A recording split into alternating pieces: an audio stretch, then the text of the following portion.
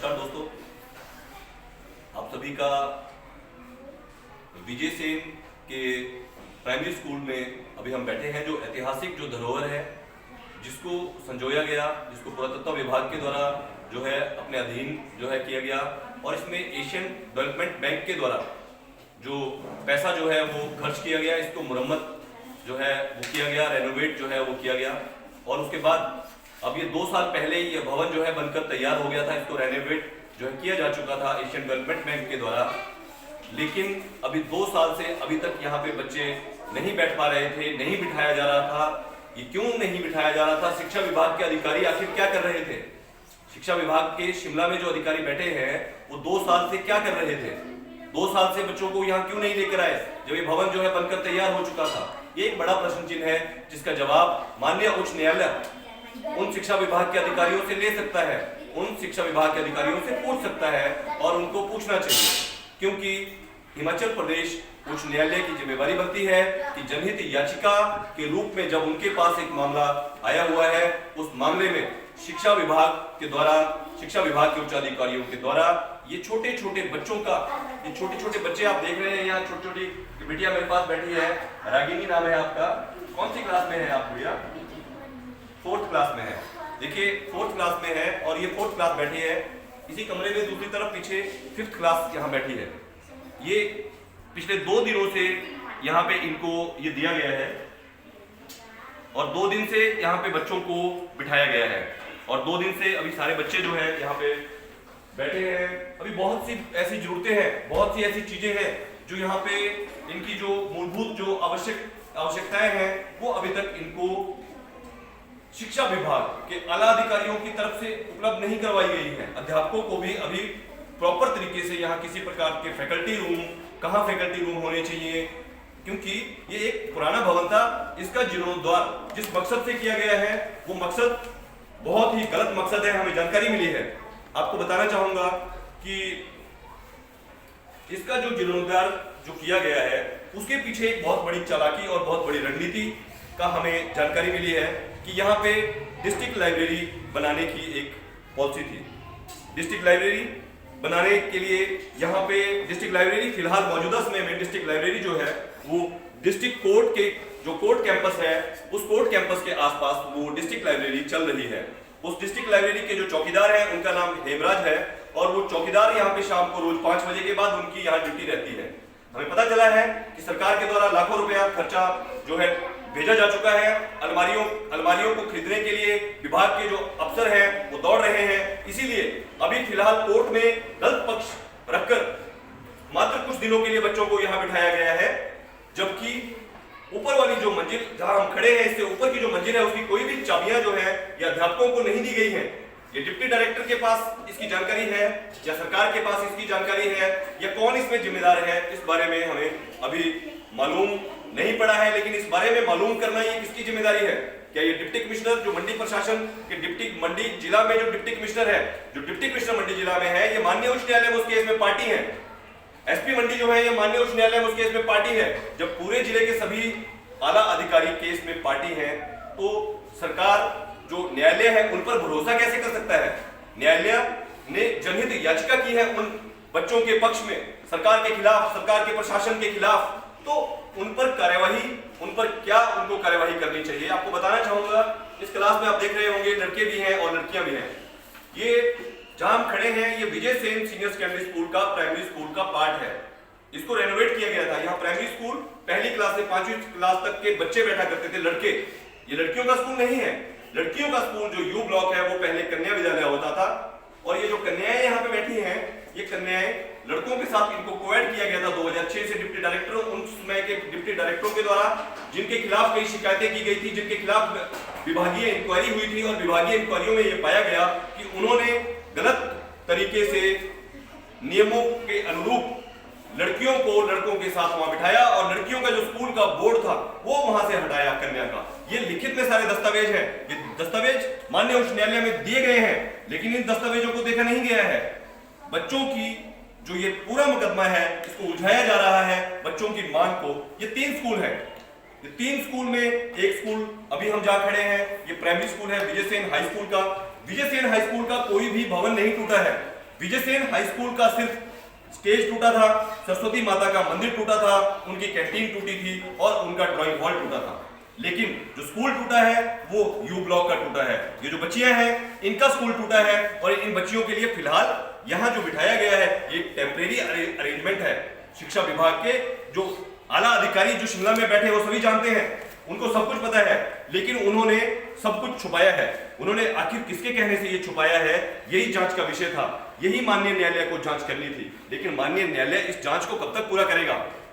पिछले 2 महीने पहले जनहित याचिका के रूप में जब स्वीकार किया गया था इस याचिका को, तो आज तक आखिर क्यों जनहित याचिका के आधार पर उसमें कोई आदेश नहीं हुए, कोई एमिकस क्यूरी उसमें तैनात नहीं किया गया? कोई एमिकस क्यूरी के अलावा इसमें कोई भी ज्वाइंट इंस्पेक्शन कमेटी, कोई एक इंस्पेक्शन कमेटी तक भी उच्च न्यायालय ने इसमें बिठानी उचित नहीं समझी। सरकार ने जो जवाब दिया, जो झूठा जवाब दिया, और जवाब कोई लिखित में नहीं दिया, सिर्फ एक फोटो दिखाया, एक ऐसा फोटो, कोई लेआउट प्लान नहीं। जो स्कूल तोड़ा गया है बच्चियों का, उनको फिलहाल कोई भी स्कूल तोड़ने से पहले देखिए अन्य अल्टरनेट जो है स्कूल देना पड़ता है। तो ये जहां हम बैठे हैं, जहां ये बच्चे इस समय बैठे हैं, ये अल्टरनेट स्कूल नहीं है। ये 2 साल पहले पूरा हो चुका वो स्कूल है जो एशियन डेवलपमेंट बैंक ने इसको बनाया, इसको मरम्मत किया। ये एग्जिस्टिंग स्कूल है, पहले का स्कूल है, इसका भी अभी तक कोई सर्टिफिकेट, कोई उद्घाटन इसका नहीं हुआ है। और इसके ये सेफ है या नहीं है, मतलब फिलहाल इसकी जो सेफ्टी है उसकी क्लियरेंस कौन करेगा, इस प्रकार का दस्तावेज अभी तक जो है नहीं है, इसलिए इसका उद्घाटन नहीं हुआ। लेकिन फिलहाल मामले को उलझाया गया है। हमें पता चला है कि यहाँ पे डिस्ट्रिक्ट लाइब्रेरी की अलमारियां, डिस्ट्रिक्ट लाइब्रेरी का सामान खरीदा जा चुका है, और वो सामान यहाँ आएगा तो बच्चे कहाँ जाएंगे? बच्चे पहले डाइट पे भेजे गए थे, डाइट से बच्चे यहाँ भेज दिए गए हैं, अब यहाँ से बच्चे कहाँ जाएंगे? अध्यापक जो है वो भी अपना सामान उठाकर बच्चों के पीछे पीछे चल रहे हैं, लेकिन किसी को ये पता नहीं है कि सरकार का विजन क्या है। सरकार का विजन ये है कि ये पूरे स्कूल जो यहाँ पे प्राइम लोकेशन पे बेशकीमती जो जमीन है, इस जमीन को हड़पा जा सके, इस जमीन को ठेकेदार के साथ मिलकर खाया जा सके, उसमें कमीशन लिया जा सके, चुनावी समय में चंदे लिए जा सके। ये शायद सरकार के नेताओं का विजन है। अगर ये विजन उनका नहीं है तो वो बताएं कि ये बच्चियों का स्कूल जो यू ब्लॉक तोड़ा, उसका अल्टरनेट स्कूल पहले बनकर क्यों तैयार नहीं हुआ? जब 22 नवंबर 2020 को यहाँ पे उद्घाटन किया गया, 22 नवंबर 2020 को विधायक और मुख्यमंत्री और यहाँ के जो सांसद थे दिवंगत रामस्वरूप शर्मा जी, उनके द्वारा एक उद्घाटन पट्टिका वहां लगी थी। वो उद्घाटन पट्टिका तोड़ दी गई है, जो कंपनी अभी कार्य कर रही है उसके द्वारा तोड़ दी गई है। तो ये मौजूदा स्थिति है।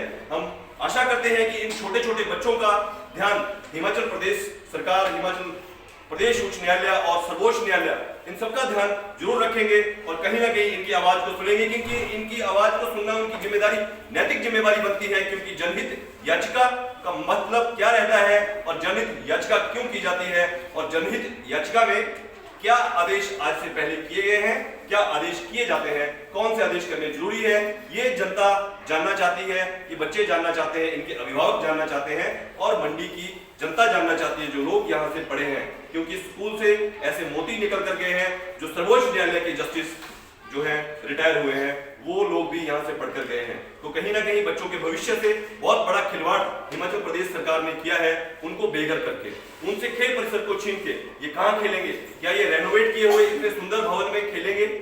अंदर खेलेंगे, कमरों के अंदर खेलेंगे? ये बताना चाहिए। 4 दीवारी के अंदर क्या खेला जा सकता है, सरकार को बताना चाहिए और माननीय उच्च न्यायालय को भी सरकार से लिखित में लेना चाहिए। देखिए, माननीय उच्च न्यायालय को सरकार के किसी भी आश्वासन पर, सिर्फ आश्वासन पर, बच्चों को आश्वासन नहीं देने चाहिए। लिखित में सारे आश्वासन लिए जाने चाहिए और लिखित में ही आश्वासन बच्चों और उनके अभिभावकों को दिए जाने चाहिए। ये स्कूल तोड़ने से, वो यू ब्लॉक को तोड़ने से पहले एसएमसी स्कूल प्रबंधन समितियों से किसी प्रकार के लिखित कोई आदेश नहीं लिए गए हैं। जबकि वर्ष 2006 से यहाँ इस स्कूल से कन्या विद्यालय के नाम को खत्म करने की जो साजिश थी, उसकी जानकारी माननीय उच्च न्यायालय को भेजी गई थी, जिसकी आरटीआई में सूचना हमारे पास है कि उच्च न्यायालय हिमाचल प्रदेश ने इस संदर्भ में कोई भी कार्यवाही, कोई भी पत्राचार जो है उन लोगों से नहीं किया जिन लोगों ने उनको पत्र भेजे। तो ये मामला माननीय उच्च न्यायालय का कहना है, सरकार का कहना है वहां पे कि एसएमसी वहां पे लेट पहुंची है, गड्ढा खोद दिया गया है। माननीय उच्च न्यायालय के पास पावर है, माननीय उच्च न्यायालय चाहे तो 52 मंजिला जो बिल्डिंग है उसको गिराने का आदेश जो है जारी कर सकता है और भवन गिराए जाते हैं, क्योंकि माननीय उच्च न्यायालय के आगे कोई भी बड़ा नहीं है। माननीय उच्च न्यायालय सबसे बड़ा है और माननीय उच्च न्यायालय के जो आदेश है उसका पालन करना सरकार का कार्य है। जो गड्ढा यहाँ पे खोदा गया है उसको बड़े आराम से भरा जा सकता है, कोई बड़ा उसमें कार्य नहीं है। उसकी पेनल्टी जो डिप्टी कमिश्नर मंडी है उनको डाली जाए, और जो बाल अधिकारों के संरक्षण के लिए जो मंडी में लोग तैनात थे, जो इन स्कूल के बच्चों तक नहीं पहुंचे, जिन्होंने यहाँ पे पुलिस के आने का विरोध नहीं किया, जिन्होंने पुलिस के खिलाफ कोई एक्शन नहीं लिया, उन सब लोगों से, और जो यहाँ ठेकेदार जो कार्य कर रहा है उससे वो पैसा वसूल कर उसको पेनल्टी वहां भरा है। सरकार के खाते से पैसा नहीं दिया जाना चाहिए, और जो जिनके हाथों से सिग्नेचर हुए हैं उन सभी अधिकारियों की सैलरियां काटी जाए और वो पैसे की वसूली वहां से की जाए, उसको गड्ढे को भरा जाए। सबसे पहले वहां पे बच्चों का स्कूल जो है वो बनाया जाए। यही जिन छोटे छोटे बच्चों की मांग है, क्योंकि ये छोटे छोटे बच्चों को पता नहीं है कि इनकी सरकार का इनके लिए क्या विजन है। बच्चियों का स्कूल अलग है, बच्चियां फिलहाल यहाँ शरण लिए हुए हैं, ये शरण यहाँ पे इनको दी गई है, कितने दिन तक दी गई है ये किसी को पता नहीं है। हम उम्मीद करते हैं कि हिमाचल प्रदेश सरकार जागेगी, समय रहते जागेगी, अन्यथा आने वाली पीढ़ियां जो है ये काले अध्याय के रूप में लिखा जाएगा कि शिक्षा मंदिर को तोड़ने के लिए किस प्रकार से राजनीतिक दबाव के चलते सरकार ने बच्चों के शिक्षा अधिकारों को और जो है सरेआम जो है कुचला है। ये शिक्षा अधिकारों का हनन है, और इस हनन के खिलाफ हम सब ये मांग करते हैं, ये बच्चे ये मांग करते हैं कि जिसका स्कूल जहां है उसको तीनों स्कूल परिसर में कोई भी भवन नहीं बनेगा। स्कूल परिसर राजा के द्वारा जो जमीन दी गई थी उस जमीन के अंदर सिर्फ स्कूल परिसर रहेगा, उसके अंदर ना तो पार्किंग बन सकती है और ना ही किसी प्रकार का मल्टी कॉम्प्लेक्स, क्योंकि मल्टी कॉम्प्लेक्स मंडी के अंदर इंदिरा मार्केट ऑलरेडी है और जो भी बनाना है वो इंदिरा मार्केट के ऊपर उसको बनाया जा सकता है। मैं Rajneesh Sharma, global jurist, Vijay Sen high school U block के बच्चों के साथ मंडी से।